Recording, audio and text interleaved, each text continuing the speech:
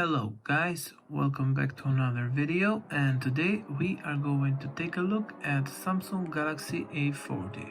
Now before continuing with the video, I want to show you the today's date, and we are on 11 January 2021. This phone was released almost 2 years ago, and I want to talk about it if this phone is still usable and relevant in 2021.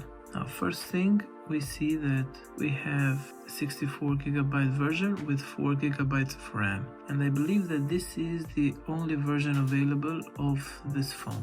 Keep in mind that this phone has dual cameras on the back, a fingerprint sensor, LED flashlight is mounted here, the buttons on the right side, the volume buttons and the power button, while on the left we have the SIM tray, we have Type-C charging port, a headphone jack, speaker and the microphone. While we're here on settings, let's go to software information. This phone has Android 10 with One UI version of 2.0.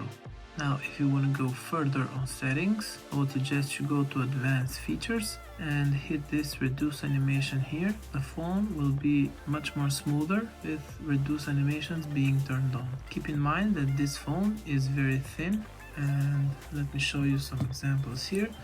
This is the A01, this is the A40, and it's almost the same phone, while this is the A41.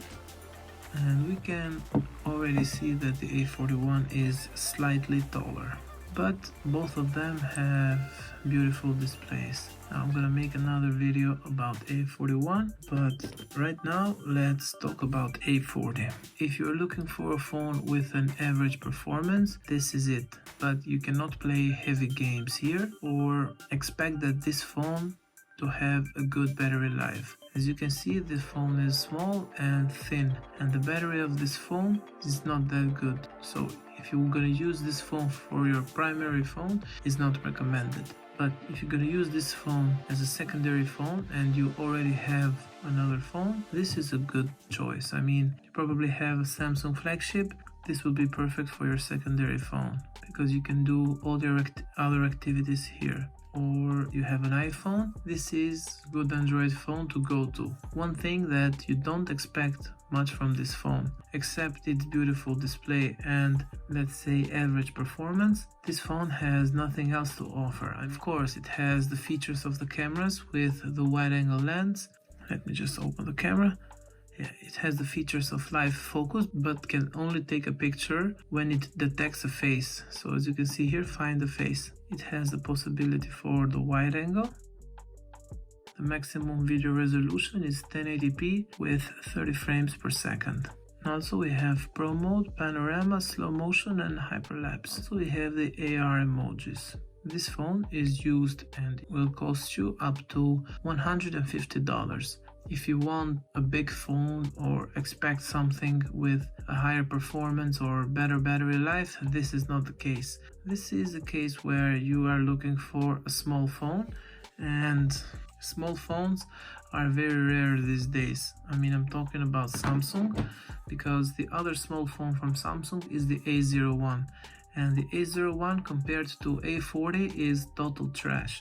You also have A41, which is a budget device, a mid-range phone, and A01 is slightly taller, but it can go up to $250 US. So if you're looking at something around $150 range, this is the phone to get, only if you are looking for a small phone. This is very easy to maneuver and handle with only one hand.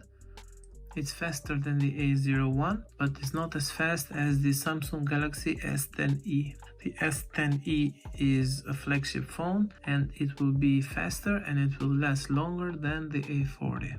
So why am I making this video? I'm making this video just to show you that even mid-range phones from Samsung before 2 years ago are still relevant to this day.